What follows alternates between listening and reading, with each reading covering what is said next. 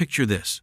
I pull into my driveway after a grueling 14-hour Tuesday, the kind where every single project decides to sprout unforeseen complications, and the only thing on my mind is a lukewarm beer and collapsing onto the sofa. But instead, I'm greeted by my wife, Sarah, standing on the porch, arms crossed, with a look that could curdle milk. Behind her, our teenage son Leo is practically vibrating with impotent rage. And the driveway? Well, the driveway is conspicuously, alarmingly empty. My verdant mantis green Lamborghini Aventador, Sarah's sleek black Audi Q8 that she babies more than anything, and Leo's pride and joy, a ridiculously oversized Ford Raptor he'd saved up for 2 summers to buy, all gone, vanished, as if spirited away by automotive poltergeists. They towed them, Sarah finally said, her voice tight. All of them. Mildred McMillan had them all towed. Mildred McMillan, our HOA president. A woman whose dedication to beige conformity and the unwavering enforcement of Picayune regulations was the stuff of local legend. A woman who, I was beginning to suspect, harbored a particularly virulent strain of personal animosity towards anyone who didn't bow and scrape to her vision of our little suburban utopia. Drop a comment. Let me know where you're watching from, because you are not going to believe the rabbit hole this particular towing incident plunged us down. It's a story about hubris, unbelievable audacity, and the sweet, sweet music of an antagonist orchestrating their own downfall, all while I, unintentionally at first, profited from their campaign of lunacy. It gets crazy, so buckle up. Now, before you paint me as some flashy billionaire flaunting his wealth, let me set the scene. I'm an engineer by trade, specialized in complex logistical systems, and my wife Sarah is an architect. We've done well, sure, through hard work and more than a few sleepless nights building our respective careers and a small portfolio of side businesses, one of which, rather ironically as you'll soon discover, is a regional towing and recovery company I co-own with my old college roommate, Dave. The Lamborghini was a milestone purchase, a ridiculous, impractical dream I'd chased for years, usually kept under a cover in the garage. The Audi was Sarah's daily driver, meticulously maintained, and the Raptor was Leo's, parked just so, never once leaking a drop of oil onto our pristine concrete. We lived in a nice, albeit heavily regulated neighborhood called Willow Creek Estates, which, under Mildred's reign, often felt more like Willow Creek Penitentiary for perceived aesthetic infractions. Mildred drove a pristine, almost unnervingly glossy white Lexus SUV, the kind that screamed, "I have opinions," and a clipboard. She had a helmet of silver hair that seemed to defy gravity and a perpetually pursed expression, as if constantly sucking on a lemon of disappointment with the world at large. Our previous interactions had been minor, yet telling. A sharply worded note about the precise shade of our mailbox flag being non-compliant. A passive-aggressive comment at the community pool about Leo's music being a tad boisterous for a tranquil Sunday. The usual power trip static you get from these tin pot dictators. But towing all 3 of our vehicles? That was a declaration of war. Sarah explained that Mildred had materialized earlier that afternoon, flanked by a tow truck I vaguely recognized as belonging to Ace Recovery, one of the larger local outfits. She'd had a sheaf of papers, apparently violation notices, claiming our cars were parked improperly, the Lambo's front tire allegedly an inch over the grass line. It wasn't.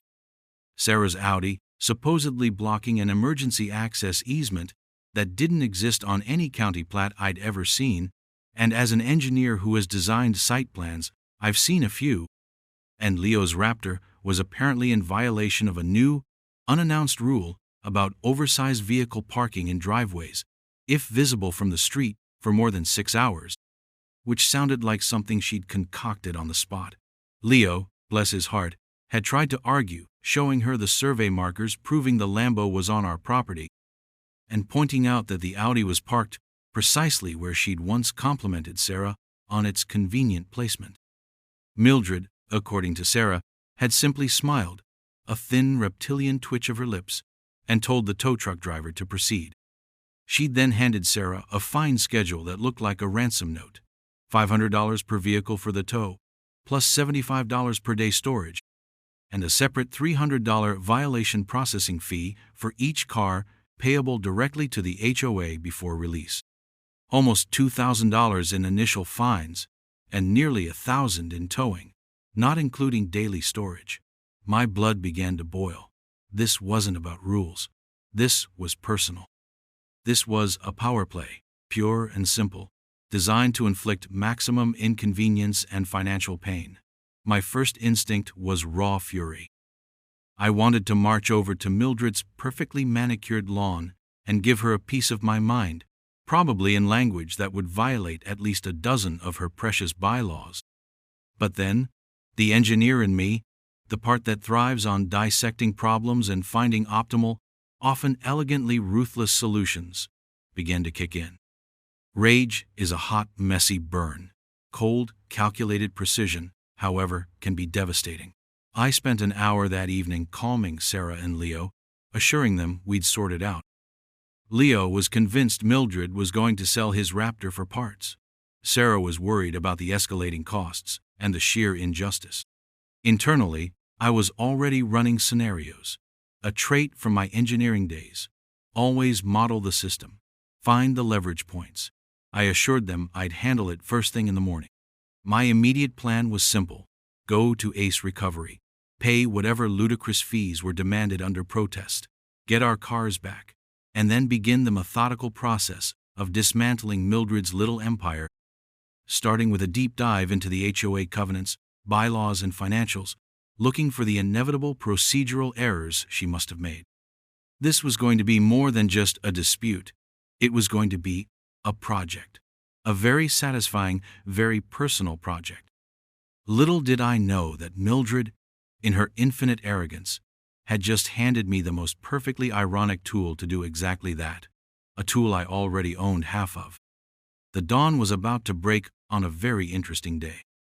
The next morning, armed with a truly obscene amount of cash withdrawn from the bank, because I had a feeling Mildred and her chosen tow company wouldn't be keen on credit cards that could be disputed, I drove my spare vehicle, an aging but reliable pickup I use for dump runs, towards the address listed for Ace Recovery. It was on the industrial side of town, a sprawling lot filled with a motley collection of vehicles in various states of impoundment. As I pulled up, I was mentally rehearsing my calm but firm demand to see the signed authorization for the tows, the specific bylaw violations cited, and photo evidence, if any existed. I was preparing for a bureaucratic battle. I strode into the cramped, linoleum-floored office, ready to do battle with a disinterested dispatcher, and that's when my carefully constructed composure nearly shattered. Sitting behind the counter, looking up from a stack of paperwork with a start, wasn't some random employee of Ace Recovery. It was Donna, the eagle-eyed office manager from Midwest Towing, Asset Recovery, the company I co-owned with Dave. For a solid 10 seconds, my brain simply refused to process the information. Donna? Here? Then I saw the logo on her polo shirt. Not Ace Recovery, but our company logo. And the paperwork she was shuffling? Our invoices, our impound forms. My mind raced. We had contracts with numerous municipalities, private properties, and, yes, some HOAs. But I never personally dealt with the minutiae of which specific HOA was signed with which of our regional branches unless a major issue arose. Dave handled most of the new client onboarding, especially for smaller accounts like HOAs. Mark? Donna said, her eyes wide with confusion. What are you doing here? Did you forget your wallet again? And then, her gaze drifted past me to the impound lot visible through the grimy window, a lot now filled with, among other vehicles, a very distinct verdant mantis green Lamborghini, a black Audi Q8, and a hulking Ford Raptor. Her eyes snapped back to mine, dawning comprehension mixed with horror spreading across her face. Oh no, Mr. Henderson, those aren't, are they? I just stared at her, then at the lot, then back at her. A slow, incredulous grin started to spread across my face. It couldn't be. It was too perfect, too utterly, beautifully ironic. Mildred McMillan, in her quest to stick it to me, had contracted with my own damn towing company to tow my own damn cars. The universe, it seemed, had a wicked sense of humor. "Donna," I said, trying to keep the tremor of delighted shock out of my voice, "pull up the Willow Creek Estates OA account, would you? And perhaps the service call records from yesterday afternoon." Donna, looking like she'd just seen a ghost driving a tow truck, fumbled with her keyboard. A few clicks later, her face went pale. "Mark," she whispered. "The work order came from a Mildred McMillan. Authorized it herself. AAA. Priority tow. Paid the emergency call-out surcharge, too." I leaned against the counter, a wave of giddy disbelief washing over me. The initial towing fees alone, as per our premium HOA contract, a contract Dave had likely negotiated with our standard problem client rates due to their known litigiousness, would be substantial.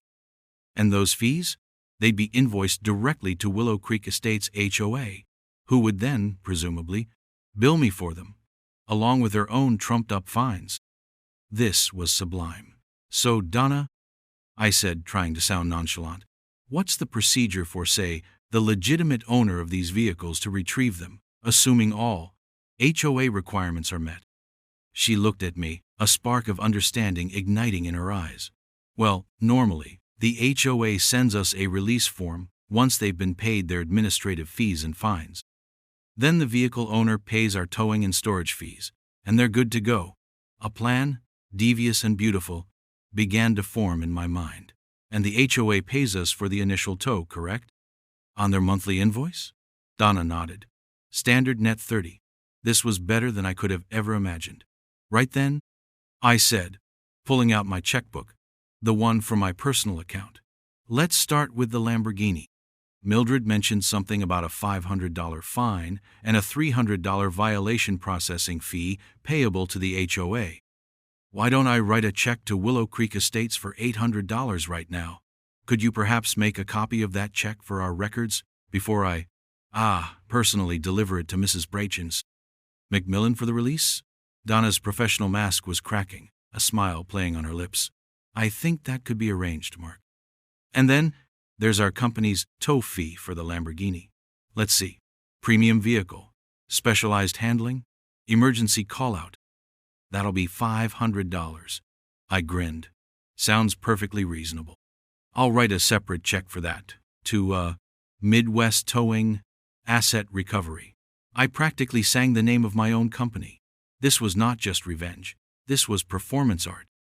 My first stop after retrieving the Lamborghini from my own company's lot, after making a great show of inspecting it for any phantom damage, was Mildred McMillan's house. She lived in a slightly larger version of the standard neighborhood model, her lawn an almost unnaturally vibrant green, edged with military precision. Her white Lexus was gleaming in the driveway.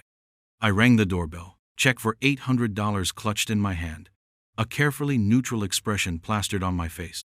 Mildred opened the door, and her eyes, already narrowed in suspicion, widened almost comically when she saw the Lambo parked, perfectly legally this time, at my curb down the street. "Mr. Henderson," she began, her voice dripping with saccharine condescension, "I trust you're here to discuss the outstanding violations and the retrieval of your vehicles." "Indeed, Mildred," I replied, matching her tone. "I have here a check for $800, covering the prescribed fine, and your, processing fee for the Lamborghini. I assume, upon receipt of this, you'll provide the necessary release to, what was their name again? Ace Recovery?" I watched her internal gears grind. She was expecting a fight, an argument, a desperate plea. She wasn't expecting cheerful compliance and a check. "Well, yes," she stammered, thrown off her rhythm. "That is the procedure." She took the check, her eyes scanning it as if it might spontaneously combust. I made sure she noted it was from my personal account. "Excellent. I'll just wait here while you fill out the release form." I'm sure Ace Recovery is eager to clear up space on their lot. Her eyes flickered with something, annoyance? Confusion? She clearly hadn't expected me to just roll over and pay. She retreated into her house and returned a few minutes later, with a sloppily handwritten note on HOA letterhead authorizing the release of one Lamborghini Aventador. The irony was so thick I could have spread it on toast. I thanked her profusely, with just a hint of exaggerated gratitude that I hoped would rankle, and then drove straight back to my impound lot. Donna was waiting, a knowing smile on her face. I handed her Mildred's note. "One down," I said.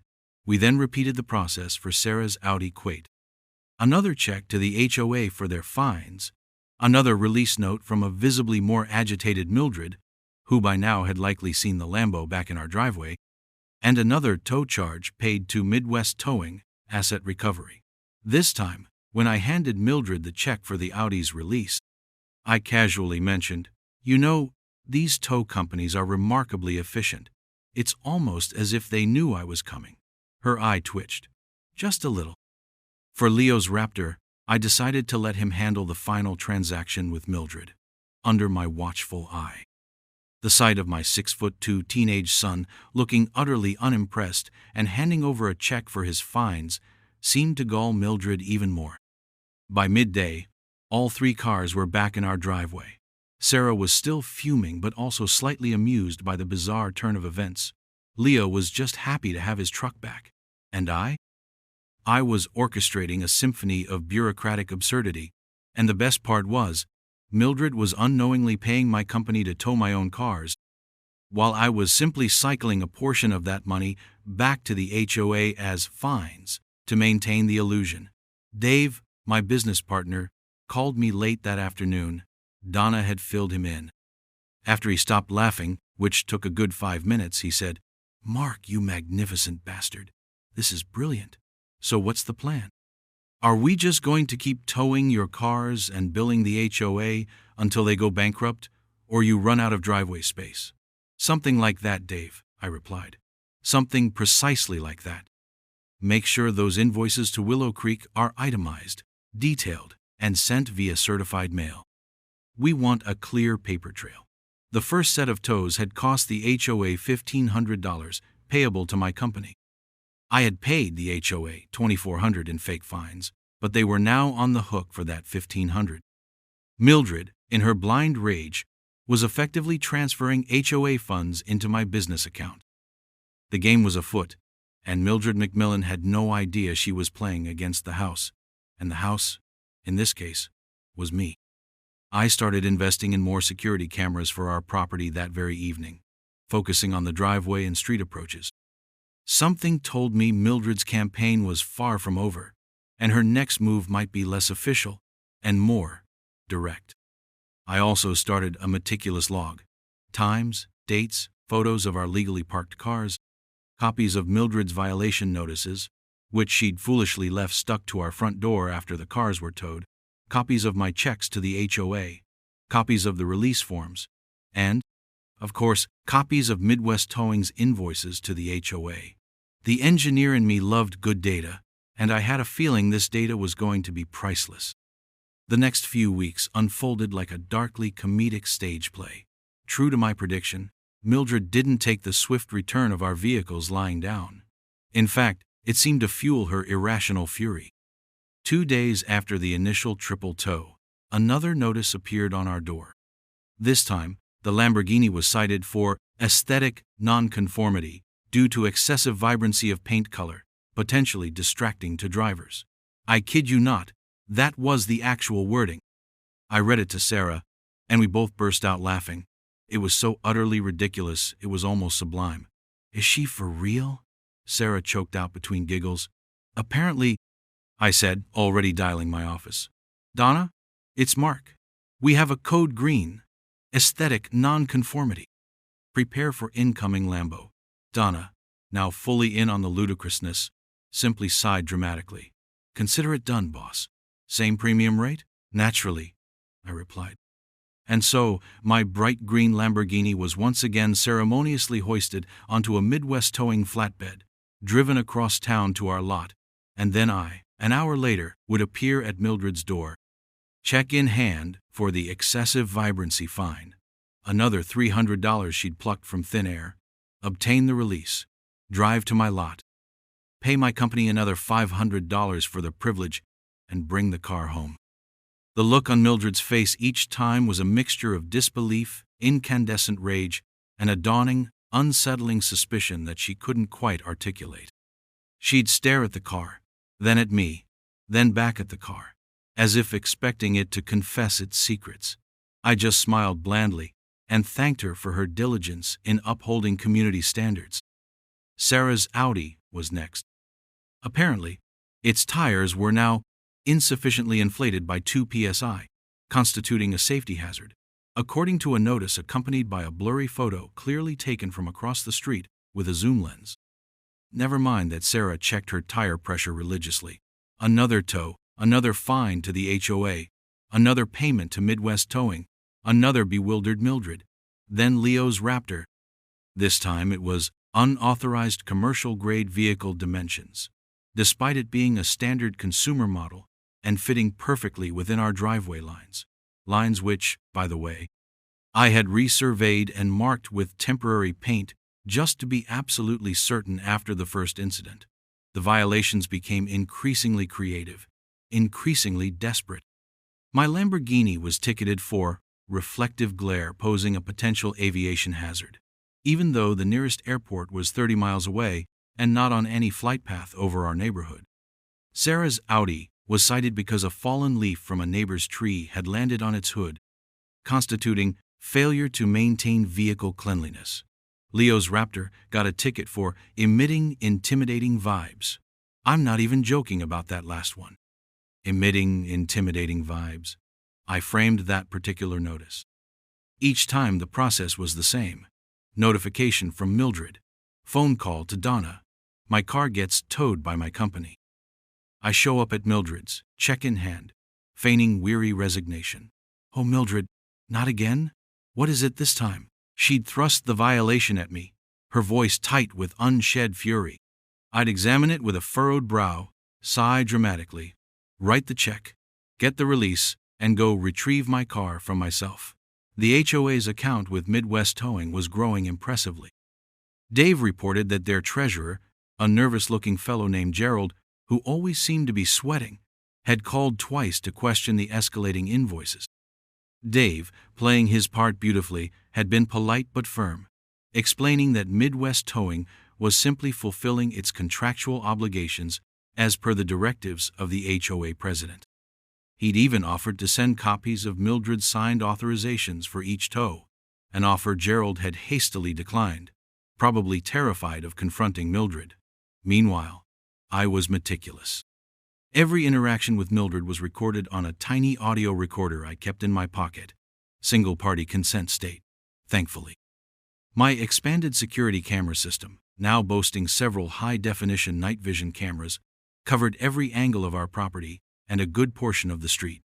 I had a growing binder, thicker than any engineering specification I'd ever written, filled with dated photos of our cars parked impeccably, copies of the bogus violation notices, copies of my checks to the HOA, which they were dutifully cashing, the release forms signed by Mildred, and, crucially, the itemized invoices from Midwest Towing to the Willow Creek Estates HOA, complete with proof of delivery via certified mail. Each invoice clearly showed authorized by Mildred McMillan, HOA president. I also started attending the monthly HOA meetings, something I'd previously avoided like the plague. I'd sit in the back, listening politely, as Mildred presented her carefully curated version of community affairs. When the budget came up, and Gerald, the treasurer, would nervously mumble about unexpectedly high vehicle recovery expenditures, I would innocently raise my hand. Miss McMillan, I'd ask, my voice resonating with concern, are these vehicle recovery expenditures related to any specific recurring issues? Perhaps the board should investigate if there's a systemic problem that needs addressing, like unclear signage or ambiguous parking regulations. It just seems like a rather significant and rapidly growing line item. Mildred would glare at me, her face flushing a dull red. It is being handled, Mr. Henderson, she'd snap.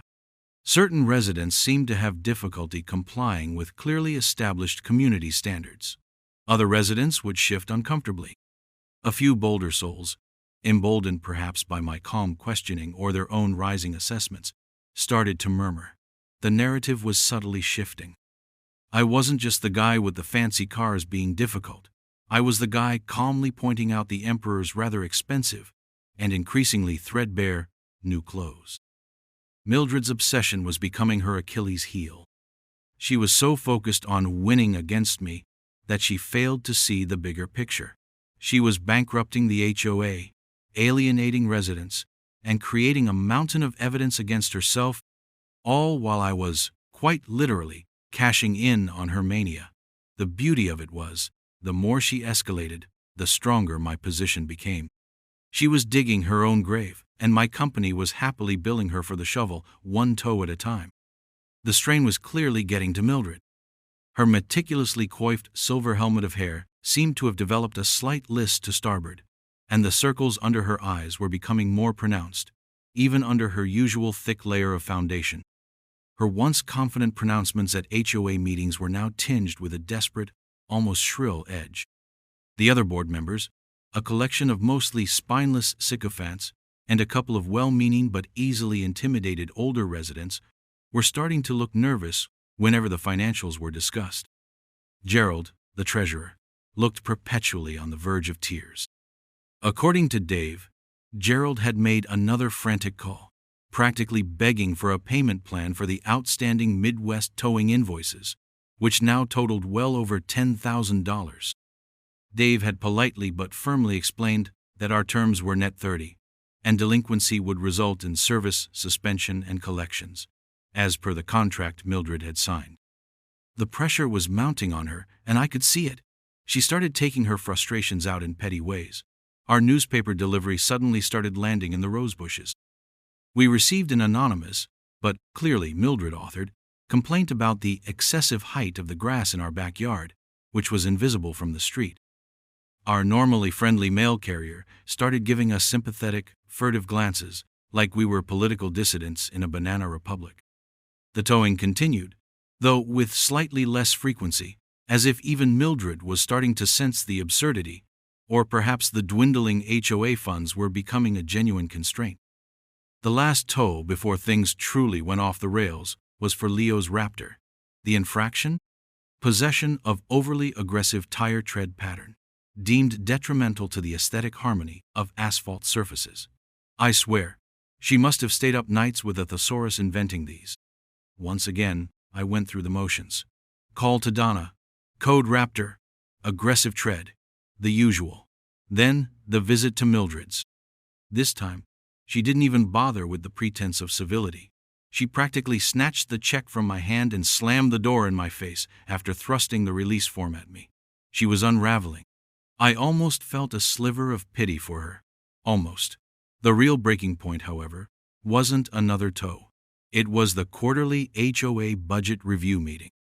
This was a more significant affair than the monthly meetings, usually sparsely attended, but word had gotten out about the HOA's financial woes, specifically the colossal towing expenses. The community room was packed. People were standing along the walls. There was a buzz in the air, a sense of anticipation. I sat in my usual spot in the back, my thick evidence binder resting innocuously on my lap. Gerald, the treasurer, looking like he was about to face a firing squad, presented the budget. When he got to the Vehicle Management Services line item, a gasp went through the room. It was astronomical. Tens of thousands of dollars. Mr. Henderson's vehicles alone account for a significant portion of this, Gerald mumbled, shooting a terrified look at Mildred, who sat ramrod straight, her face a mask of brittle defiance. Are you suggesting, a brave resident near the front asked, that one resident is responsible for nearly bankrupting our HOA with parking tickets? Mildred finally spoke, her voice high and strained. Mr. Henderson has shown a consistent disregard for our community's rules and regulations. These actions were necessary to maintain order and uphold our standards. This was my cue. I calmly stood up. Mrs. McMillan, I said, my voice steady and carrying clearly through the silent room, you say I've shown disregard for the rules. Yet, every single time one of my vehicles was cited and towed, I immediately paid the HOA's demanded fine and retrieved my vehicle, did I not? She stared at me, nonplussed. Well, yes, but… And for each of these tows, I continued, opening my binder to a neatly tabbed section. The HOA, under your specific authorization, contracted with a company called Midwest Towing, Asset Recovery, correct? I held up a copy of one of the earliest invoices, showing her signature. They seemed to be a very efficient, if rather expensive, towing service. Murmurs rippled through the crowd. Mildred looked like a cornered animal. That is the company we have a contract with. Yes, they provide excellent service. Indeed they do, I said, allowing a small, almost predatory smile. So excellent, in fact, that I became a co-owner of Midwest Towing Asset Recovery 3 years ago. The silence in the room was absolute. You could have heard a pin drop on the worn carpet. Mildred's jaw literally dropped. Her carefully constructed facade shattered, revealing pure, unadulterated shock and dawning horror. Every time you ordered one of my cars towed, Mrs. McMillan, I explained calmly, you were directing HOA funds, our funds, the funds of everyone in this room, into my business.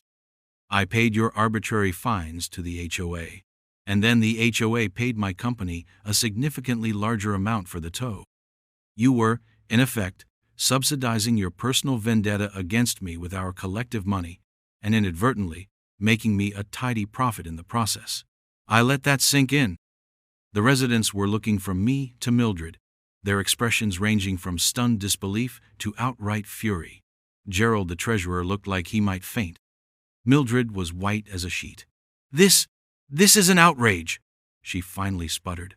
A conflict of interest. You should have disclosed this. Disclosed what, Mildred? I asked, my voice dangerously soft. That you were repeatedly and erroneously targeting my legally parked vehicles? That you were manufacturing violations out of thin air?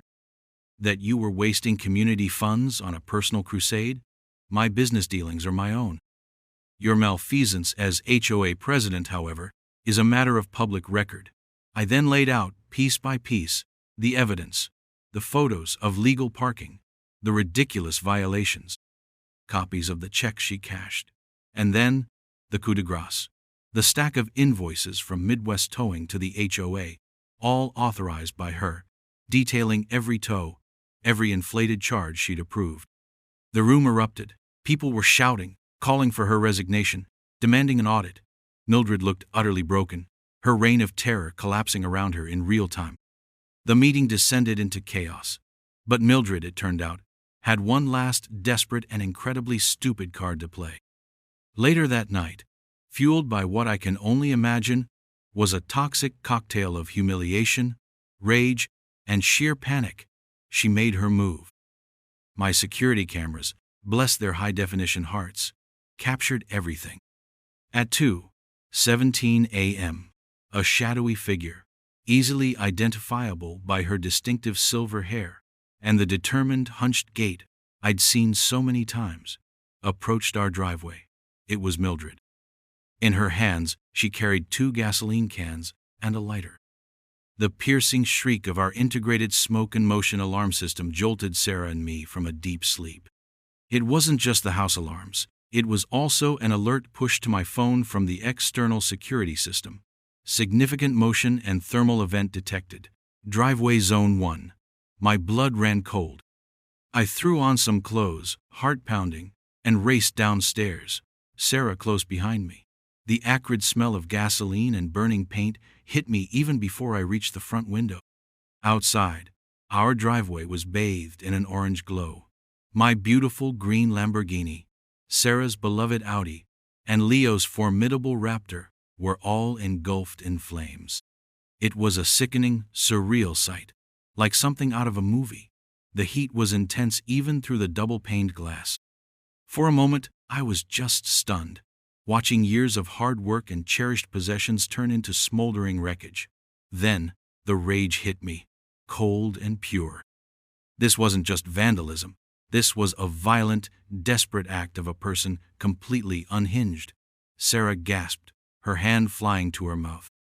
Leo, who had come rushing down, just stood there, speechless, his face a mask of disbelief and horror. "Call 911. I yelled, already heading for the back door that led to the garage, where I kept a heavy-duty fire extinguisher, though I knew it would be woefully inadequate against a gasoline fire of that magnitude. As I fumbled with the extinguisher, my phone buzzed again. It was the security system, automatically saving and uploading the footage from the preceding minutes. Even in the midst of the chaos, a grim sense of satisfaction flickered through me.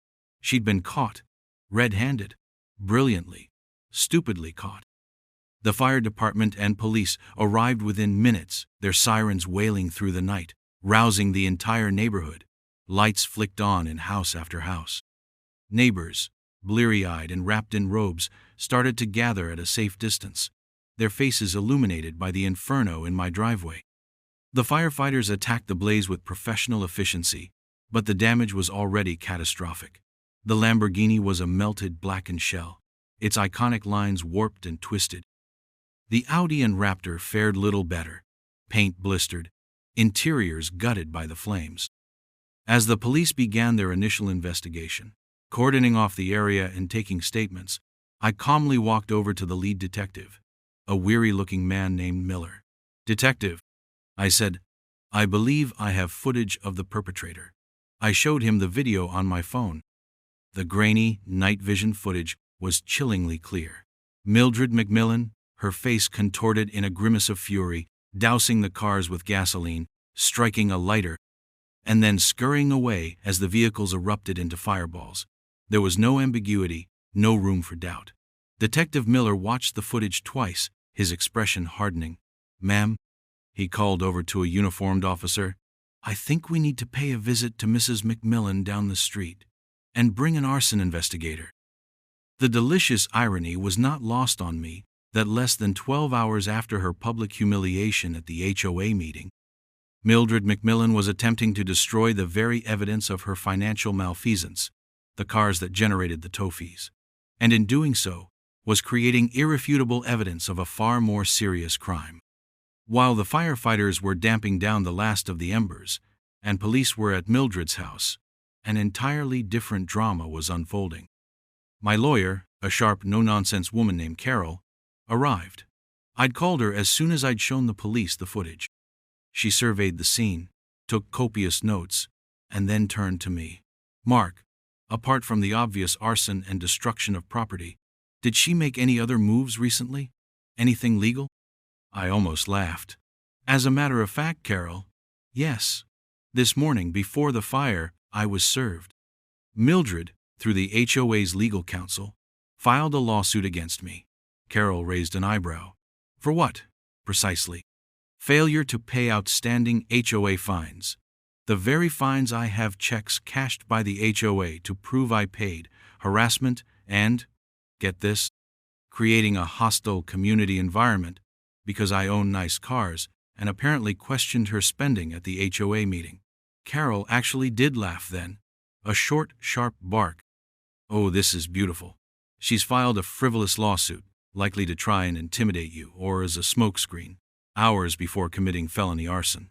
Her lawyer is going to have a conniption.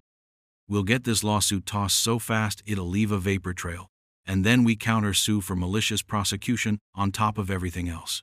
The police returned from Mildred's. She was in custody, having apparently confessed after being confronted with the video evidence. The motive, according to the detective, was a mixture of rage over the HOA meeting, a desire to get back at me for exposing her, and a bizarre, delusional belief that, if the cars were gone, the proof of her excessive towing authorizations would somehow also disappear. She genuinely seemed to believe she was the victim in all of this. The next few days were a blur of insurance adjusters, police statements, and meetings with Carol. The financial hit from the cars was significant, but thankfully, I had excellent insurance with an agreed-upon value for the Lamborghini. The emotional toll on Sarah and Leo was harder to quantify. Seeing their vehicles destroyed so maliciously was deeply upsetting. Leo, in particular, was heartbroken about his Raptor. But even through their distress, there was a sense of vindication. Mildred's reign was definitively over. The news of her arrest and the reason for it spread through Willow Creek Estates like wildfire. The HOA board collapsed.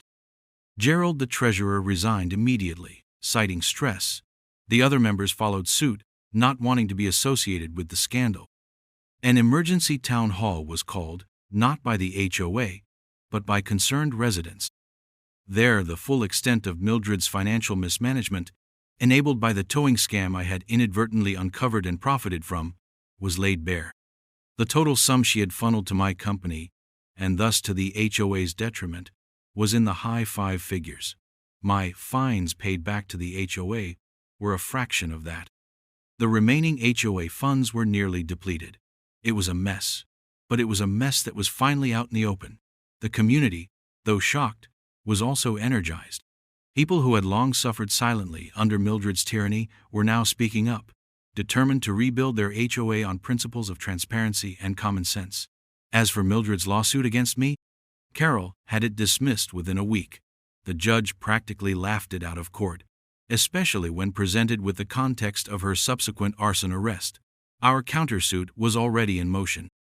Mildred McMillan, the once feared queen of Willow Creek Estates, was facing multiple felony charges and a mountain of civil litigation. Her meticulously controlled world had literally gone up in smoke thanks to her own incendiary ego, and I, the target of her bizarre obsession, was about to make sure she faced every last consequence. The legal battles that followed were, in their own way, as methodical and satisfying as the earlier stages of this saga.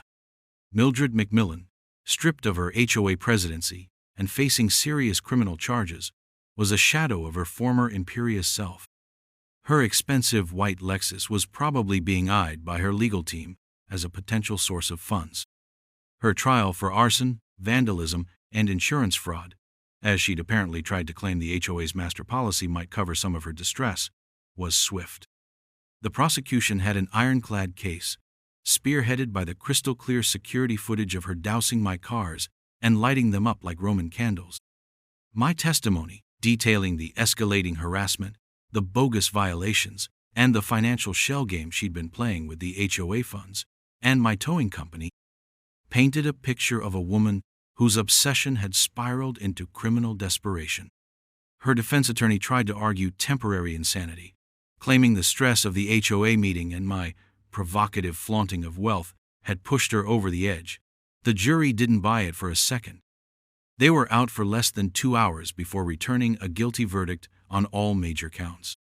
The judge, citing the premeditated nature of the arson, the significant property damage, and the clear intent to intimidate and retaliate, sentenced Mildred McMillan to 5 years in state prison, with eligibility for parole after 3. There was a stunned silence in the courtroom when the sentence was read, followed by quiet murmurs of approval from several Willow Creek residents who had attended the trial. Mildred herself looked shocked, as if genuinely surprised that her actions had real, severe consequences. Justice, in this instance, was not only blind but also remarkably efficient. On the civil side, our countersuit against Mildred for malicious prosecution, defamation stemming from her ridiculous lawsuit, and emotional distress moved forward.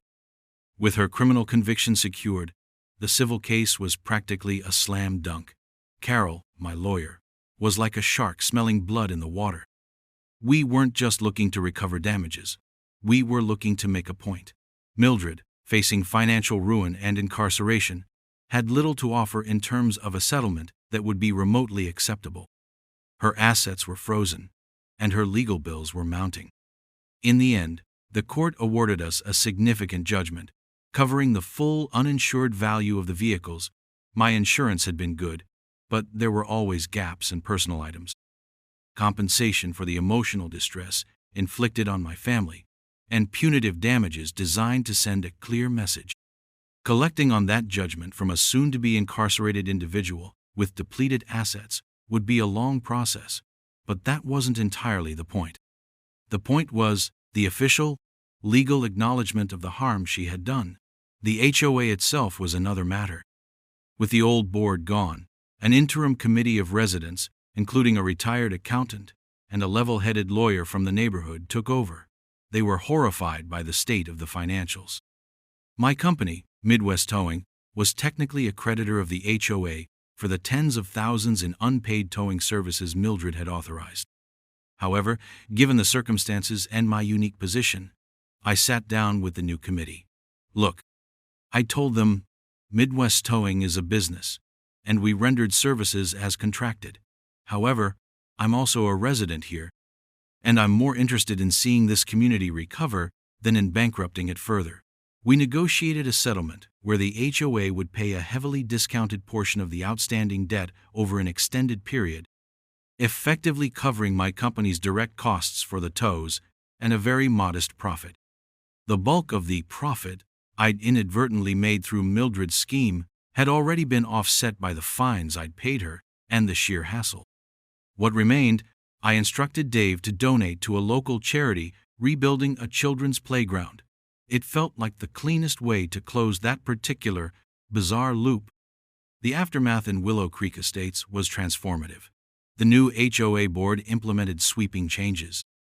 Bylaws were reviewed, rewritten for clarity and common sense, and stripped of the arbitrary, vindictive clauses Mildred had loved.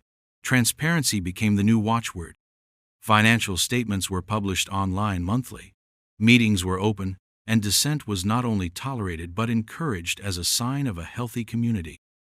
Parking, ironically, became a non-issue once the rules were simple, fair, and consistently applied, without personal bias. As for my family, we moved on. The insurance money covered new vehicles. Sarah got an even sleeker Audi Leo, after much deliberation, opted for a slightly less ostentatious but still powerful truck, and I decided against another Lamborghini for the time being.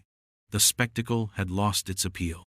Instead, I bought a beautifully restored classic American muscle car, something with character and soul, that I kept lovingly in the garage. Mostly. We installed a state-of-the-art security system, naturally, but the atmosphere in the neighborhood had changed so profoundly that it felt more like a precaution than a necessity. The sense of oppression was gone, replaced by a tentative, then growing, sense of community. People started talking to each other again, not just whispering about the latest HOA outrage. Mildred McMillan became a cautionary tale, a local legend of how absolute power, even in the tiny kingdom of an HOA, can corrupt absolutely.